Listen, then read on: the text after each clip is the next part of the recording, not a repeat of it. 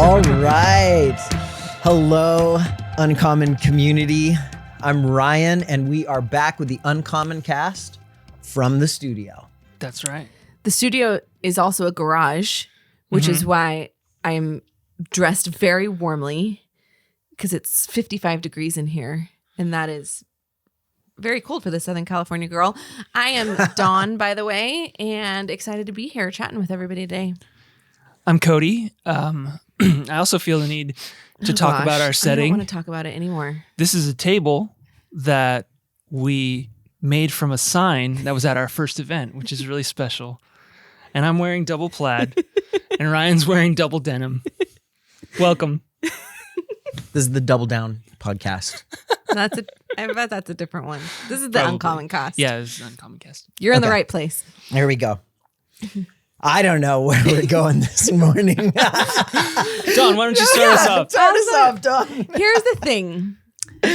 I actually don't know of one single person that is like doing well right now. Like nobody that I know is like, man, things are going great. Life is good. I'm really enjoying this 12th month of COVID lockdown.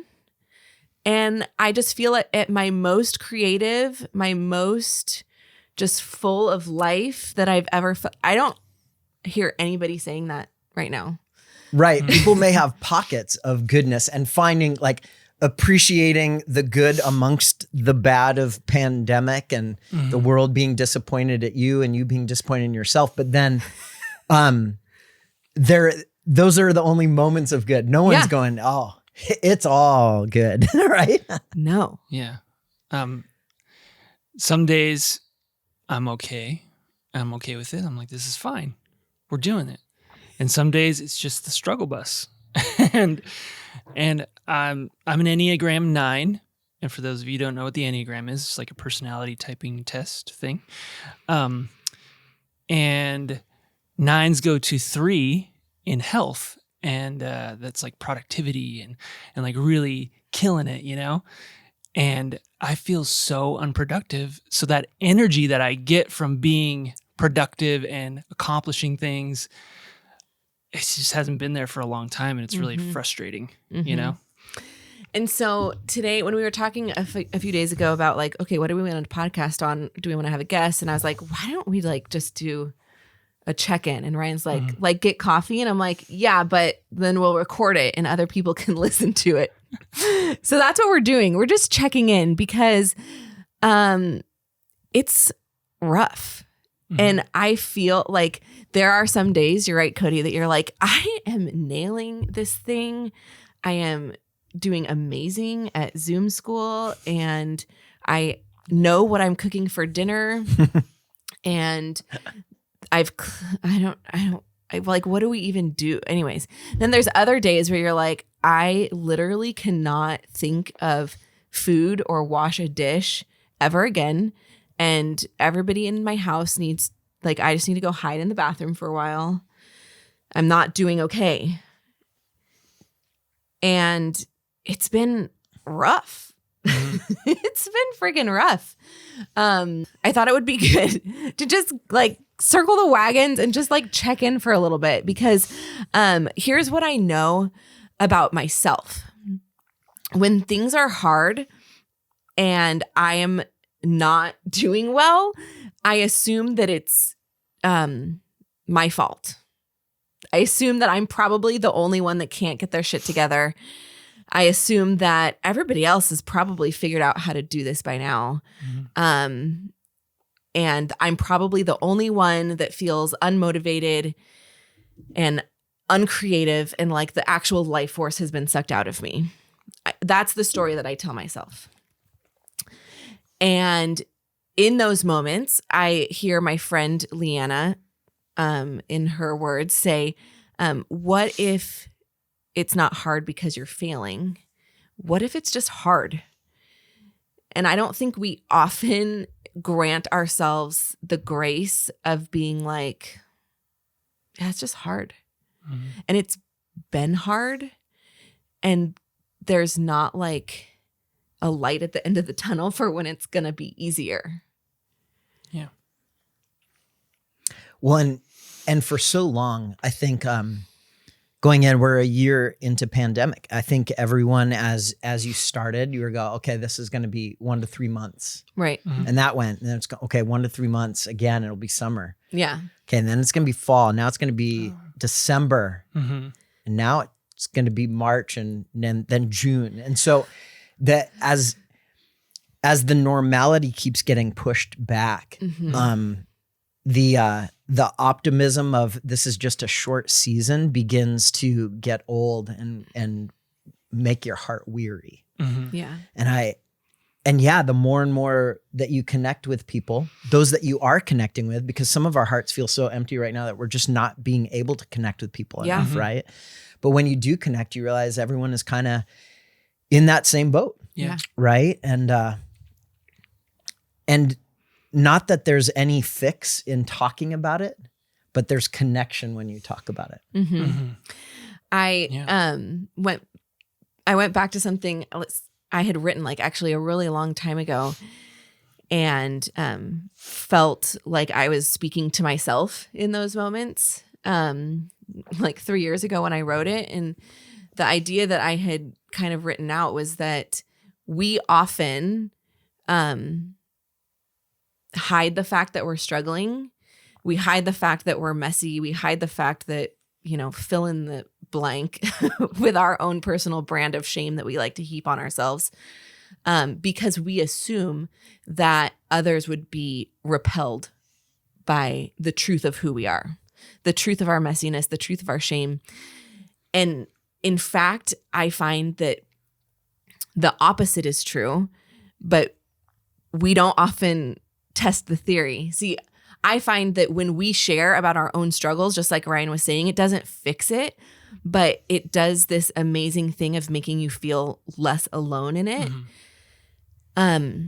Which is maybe the most important thing that we can do for one another right now.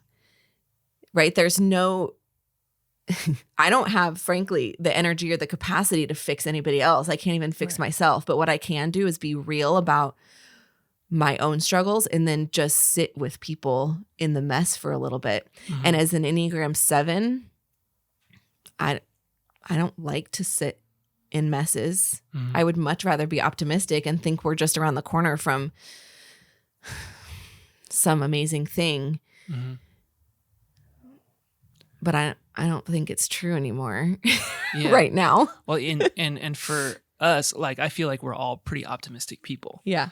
And for us to get to the place where we're Yeah. is this ever going to end? For our optimism to start to dwindle a little bit, it just speaks to how challenging this time has been. And it tells me that people who aren't as optimistic as maybe we are are probably struggling a lot through this. Yeah. And so what a gift it would be to just say to somebody yeah, I get it. I see you. I'm there with you. It's hard and it sucks. But I think the hope in it is, we kind of touched on it a little bit ago, is the grace in saying I'm still loved. We're still accepted by God. We're still beloved by Him, and even through the challenge, and not to put a Band-Aid on it at all, but to just recognize the grace is so strong that no amount of striving or anything is going to equal the amount of grace that we get. And maybe even an interesting thing to consider is that even now, in our most unproductive, uncreative, whatever, even in that space, we are actually not less loved or less valuable to God. Because it never was about how much we could produce or create or generate. Exactly. We just thought that it was. And so in stripping away all of the things that felt like we were climbing this ladder towards God's love and approval, all we can sit with is like, even now, God. Yeah. Yeah. You know, it's funny how our practices in life with humans, we project on God as well. We make all the same assumptions of God that we make of all the people that we're trying to please, Which right? is actually like one of the biggest blockages to relationship with God. Correct. Right. So like we often feel that we have to get our stuff together before God will smile upon us or draw close to us, right? It's the same way that we feel that we have to clean the house and get everything right before anyone comes over. Because that is the image that we want them to see of our lives, that we're put together. The laundry piles are hidden, right? The dishes are tucked somewhere. I've even tucked dirty dishes in a box and put them in the garage before people come over. I totally. No one else has done that, I'm sure. Tell us about your carpet in here, Ryan. Oh, that I spray the carpet before we all hang out in here too. Because he's worried that it smells. It smells Totally, very, because I want it to smell like good. cinnamon. Right? You know what? Like But we do that. We do that for people, and because we're avoiding the shame of anyone seeing our authentic messiness. Yeah. We all have dirty houses at times, dirty dishes, laundry piles, and depending on what type of dog you have, random amounts of hair piled on the floor. Yes. That we clean up. Again, I cleaned up before you guys got here, so you don't see me in my authentic messiness. But then we feel that we do that with God too, subconsciously.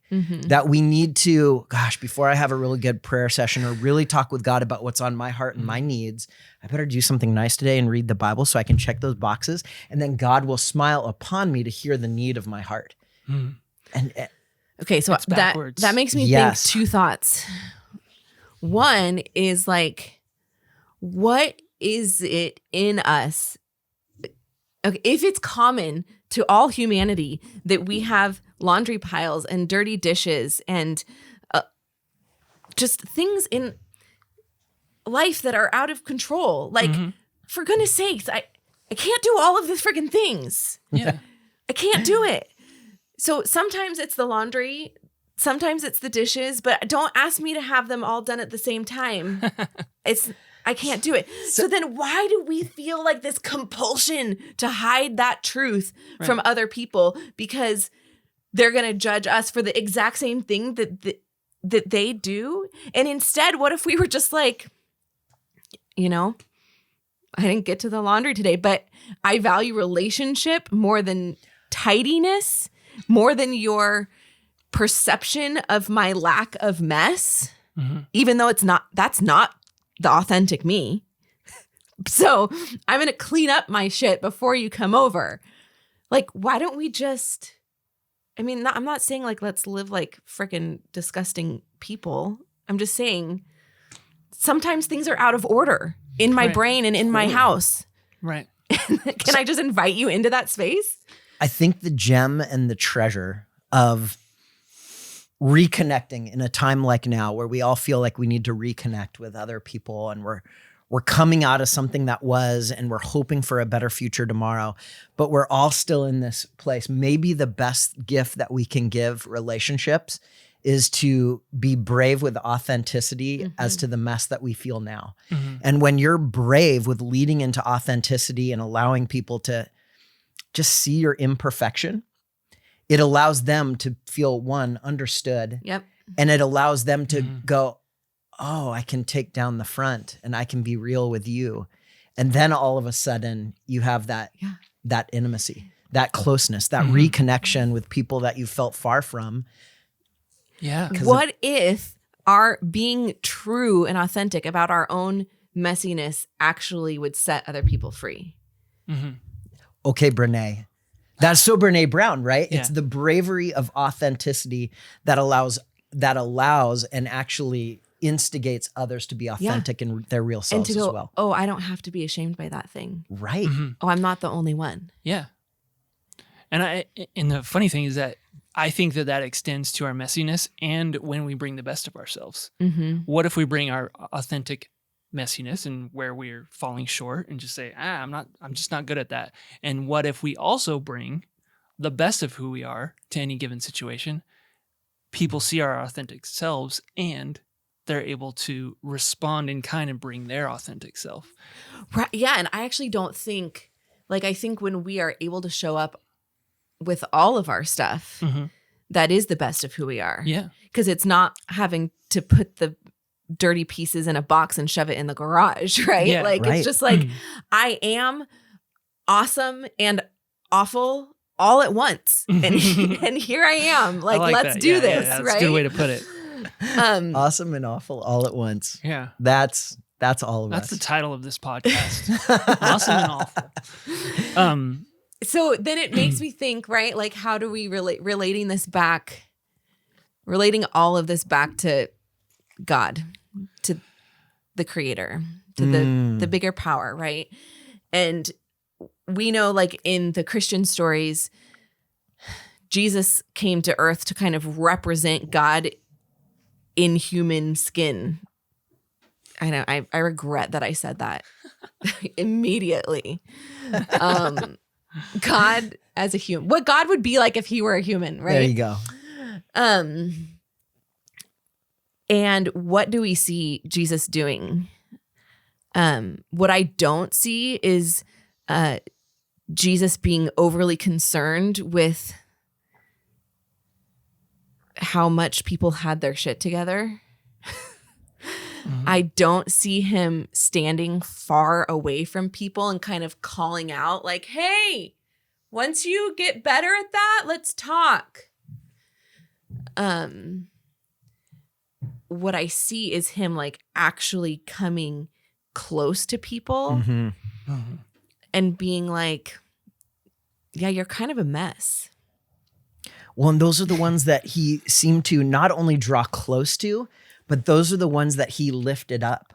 When there was someone before him that said, I want to believe, help me with my unbelief, like the super like authentic moment before the Son of God saying, I have a lot of unbelief, but I want to believe. Jesus didn't like reprimand him, right? He was that right there, that's goodness. Like when you just, you know, open the curtains and reveal what's in your heart, like those were the moments where Jesus lifted people up, you know? And to go Old Testament.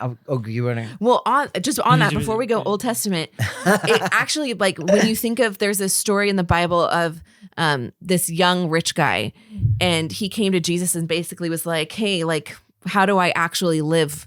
How do I live a life that's worth living? And Jesus was like, come and hang out with me and I'll show you. And the guy was like, okay, but first I have to go get some stuff together. I have to get some things in order over here. And Jesus shares that story, or the writers of the gospel share that story to be like, Jesus wasn't interested in you going first to get your stuff in order. Like, you either choose life or you choose having all your stuff in order. But in some way, in Jesus' math, those things are kind of mutually exclusive, right? You can't do both. So I don't know, like that. I just want to sit with that thought for a second. That's almost the same moment as like the Mary and Martha moment where, you know, Jesus and the disciples, they're over at the house and Martha is just busy taking care of everyone. There's no fault in that. Like there's no fault in that. But Mary kind of like set aside the things to do and was just purely in the moment with Jesus. And there's a point being made as you read that story where Jesus is like, it's more important to be in the moment right now than to be worried about the things to do. Yeah. Can you be fully present just as you are and not worry about making the scene comfortable or being worried about how you appear? If you said all the right words or you did all the right things. Yeah. Yeah. And those are like the places that over and over again, Jesus is like, I'm just going to come and like hang out in this messiness with you. Okay. It's got me thinking about something that you said in the text messages that as we were preparing for this conversation. So linking authenticity to truth, the truth of who we are. And you mentioned before, and you can explain it better, but I'm just going to tee it up for you.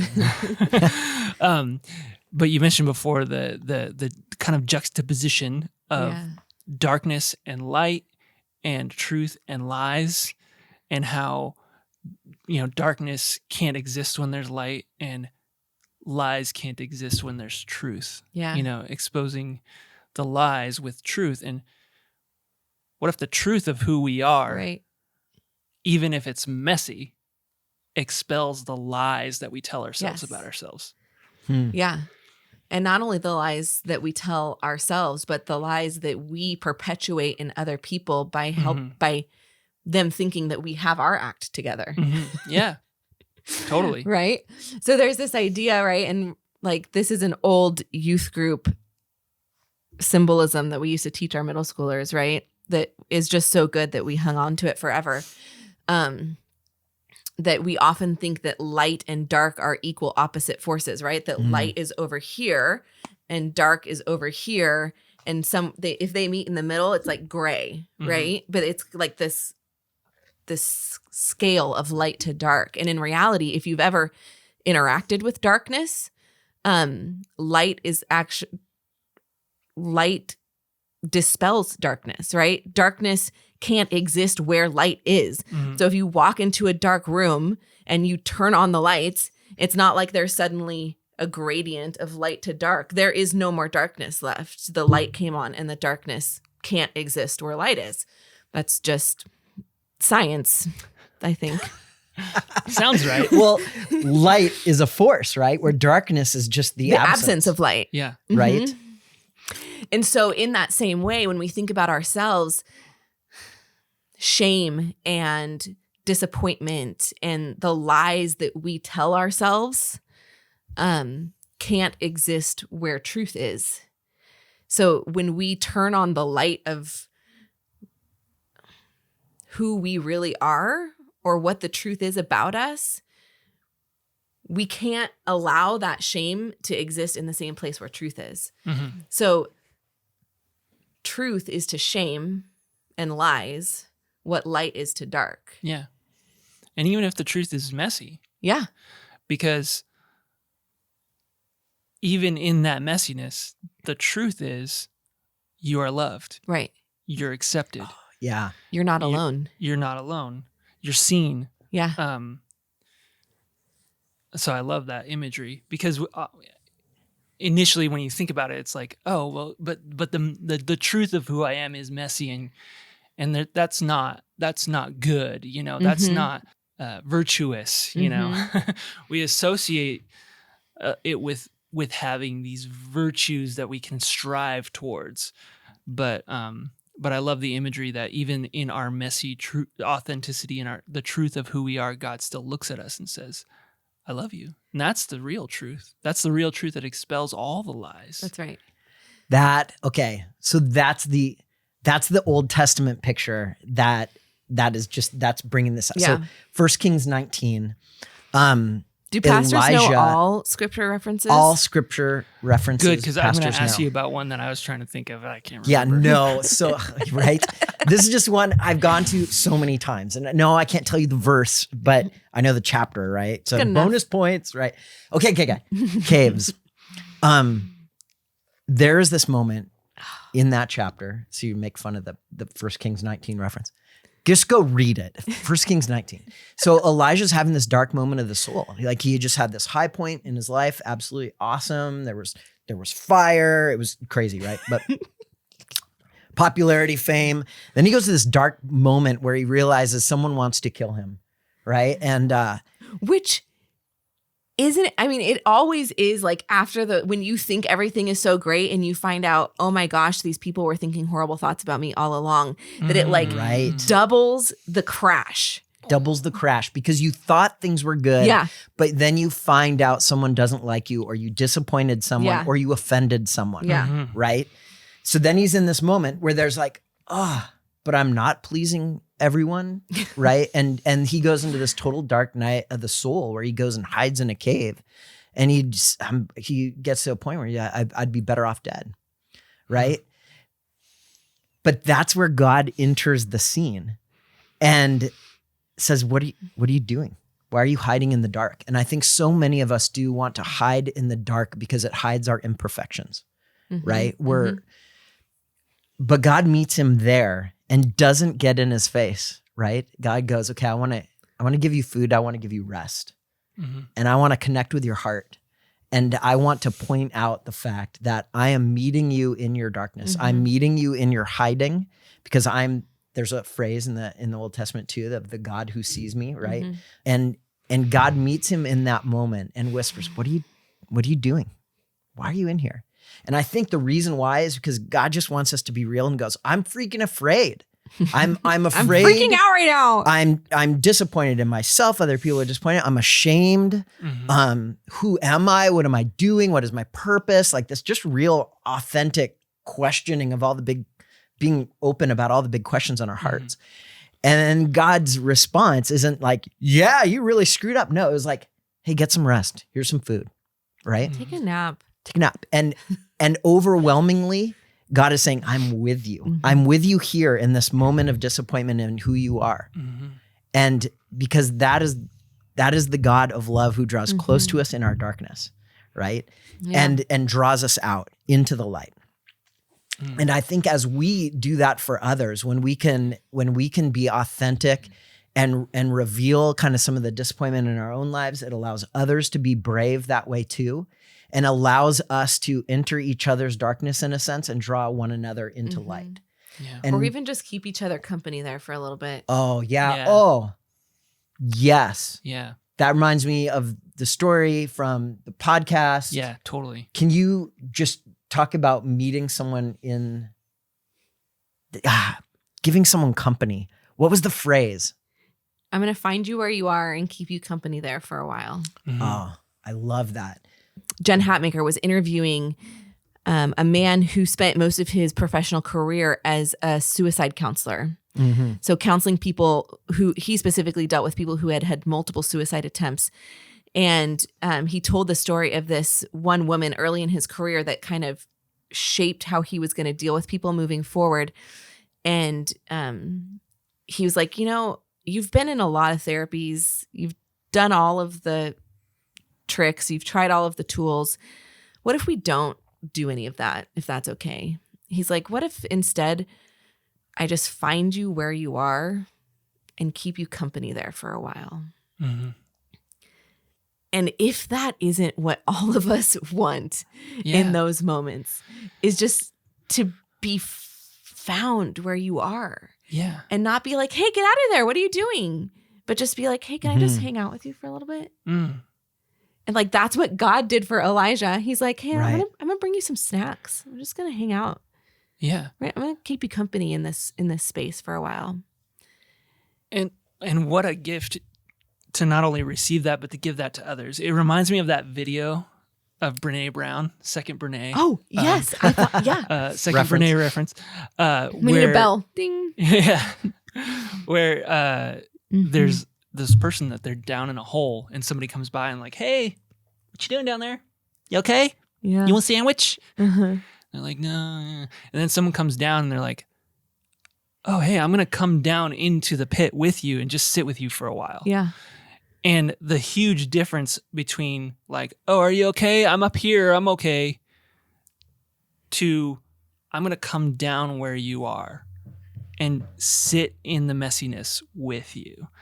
That's a huge difference that I think we all could use that and we can all do that for one another. Yeah. We don't actually, it doesn't require a single skill. No, it's just, I mean, it's listening. It's being with people. It's not trying to fix things. No. You don't have to. You just have to be there with people through it. Yeah, it's that courageous authenticity, entering the space with just humility of being real and not perfect. And that listening. Maybe that's the greatest gift that we can give others right now. So to wrap all of this meandering thought trail up, times are tough, friends.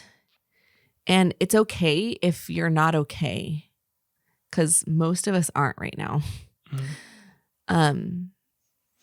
What we want you to hear is that we'd love to sit in that space with you. If you're really struggling, like, we want to sit in that space with you. And it's something that each of us can offer to another person, is simply to keep them company wherever they're at right now. Mm-hmm. I think that's maybe the greatest gift that we can give. And it's maybe the only antidote to what we're all experiencing right now, is somebody just keeping company in the mess with us. Mm-hmm. Kind of like Jesus did. Yeah. And maybe, so just know we'd love to be there for you. If you want to reach out to us in any way, we can text, we could call, we can connect with your heart. And maybe also there's someone else that you feel you could be connecting with too, and being real with and meeting them. Mm-hmm. Not to fix them, but just to keep company with them where they're at. Amen to that. Yeah. Right on. So that we should wrap up. Mm-hmm. So if you want to get in touch with us, you can email us at hello@uncommongoodsd.com. It's there on the screen, right? But we love you guys. Seriously. We're in it with you. Yep, that's right. And remember, on that note, that you are loved. You are valued. And you belong. Talk to you next time.